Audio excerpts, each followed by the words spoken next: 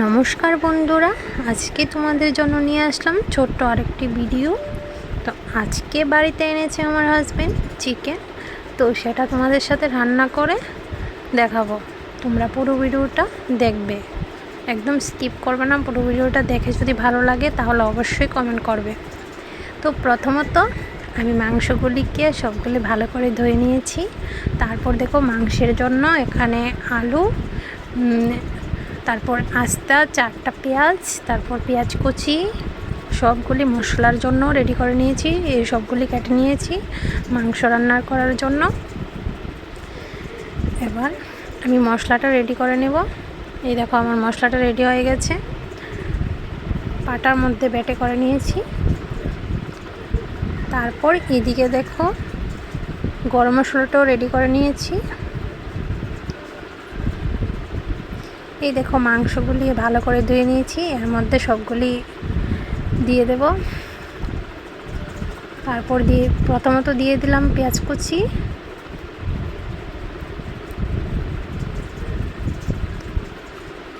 তারপর মশলাটা দিয়ে দিলাম। তারপর এর মধ্যে হলুদ গুঁড়ো, নুন, তারপর আদা জিরা সব কিছু দিয়ে দেব। তারপর পরিমাণ মতো তেল দিয়ে দেব। সবগুলি ভালো করে হাত দিয়ে মিশাবো, হাত দিয়ে এটা মেখে নেব, কারণ এটা মাংস কষা রান্না করছি। আমি যেভাবে রান্না করি সেটাই তোমাদের সাথে শেয়ার করছি।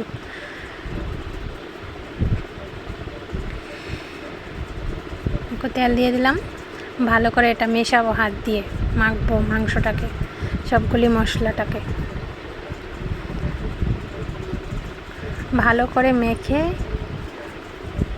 5 মিনিটের জন্য আমি এটা রেখে দেব। তো তোমরা কারা কারা আমার মতো রান্না করো অবশ্যই কমেন্ট করে জানাবে, আর কার কার মাংস খেতে ভালো লাগে অবশ্যই জানাবে, চিকেন। ঠিক আছে বন্ধুরা, আমি রেগুলার ভিডিও দিতে পারছি না কারণ আমার চ্যানেলের মধ্যে অনেক সমস্যা হয়েছে। ঠিক আছে, এই জন্য মনটাও একটু ভালো না, কারণ ভিডিও আগের মতন দিতে পারি না, লাইভও করতে পারি না। আমার লাইভ স্ট্রিমটাও ডিসেবল করে দিয়েছে আমার একটা ভুলের কারণে। তারপরে দেখো আলুগুলিও ভেজে নিয়েছি, জানি না কবে ঠিক হবে। তারপর কড়াইও বসিয়ে দিয়েছি, এর মধ্যে হালকা পরিমাণে একটু তেল দিয়ে দিলাম যাতে নিচের দিকে লেগে না যায়। তারপর এই দেখো মাংসটা আমি দিয়ে দিলাম কড়াইয়ের মধ্যে, ভালো করে এটা কষিয়ে নেব। কষিয়ে নেব, এই দেখো এটাকে ভালো করে কষাতে হবে। এখন আর জল দেব না, গ্যাসটা বাড়িয়ে দিয়েছি। বাড়িয়ে দিয়ে এই হালকা হালকাভাবে একটু একটু কষিয়ে দিলাম, ভালো করে মশলাটাকে ভেজে নিচ্ছি।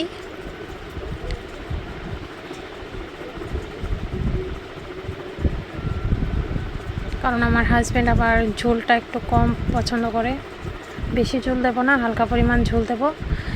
এই দেখো এখানে আলুগুলিও ভেজে দিলে, আলুগুলিও দিয়ে দিলাম এখানে এটার মধ্যে।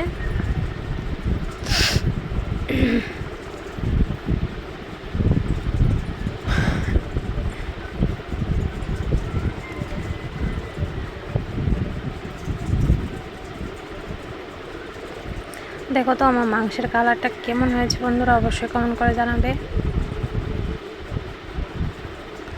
তারপর মাংসের ঝোলের জন্য জলটা গরম করে নিলাম।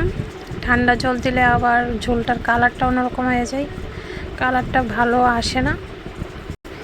এই গরম জল করে এবার দিয়ে দেব।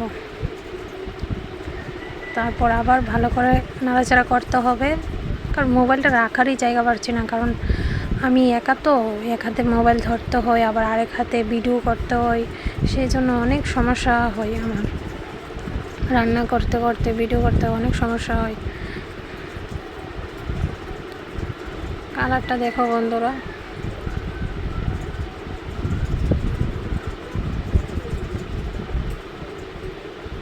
ঝোলের পরিমাণটা একটু কম হয়ে গিয়েছে। পরে আবার গরম জল করেছিলাম না, আবার করে নেব। তো করে আবার ভাবছি দিয়ে দেব গরম জলটা আর একটু দিয়ে দেবো। ঝোলটা মানে টেনে যাবে না, ঝোলটা একটু কম হয়ে গেছে।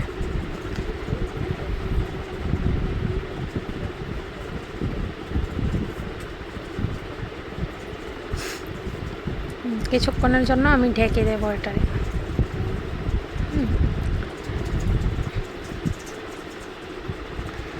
এই দেখো মাংসের মধ্যে থেকে তেল উঠছে কিন্তু বন্ধুরা, দেখো।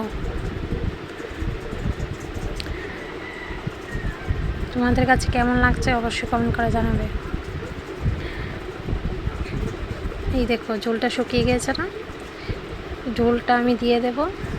আর এটা হলো গরম মশলাটা দিয়ে দিয়েছি। আমার মাংসটা একদম রেডি হয়ে গেছে, কমপ্লিট।